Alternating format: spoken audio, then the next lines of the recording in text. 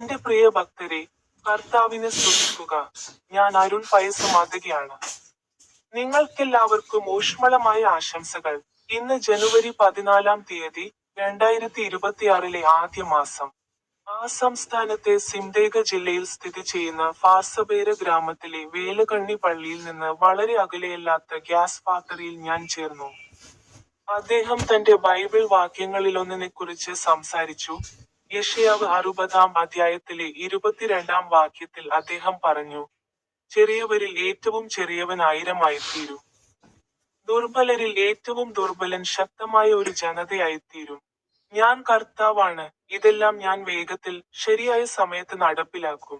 നിങ്ങൾക്കെല്ലാവർക്കും ഊഷ്മളമായ ആശംസകൾ. എന്റെ യൂട്യൂബ് ചാനലിലെ സ്വൈപ്പ് ബട്ടണിൽ ക്ലിക്ക് ചെയ്യാൻ മറക്കരുത്.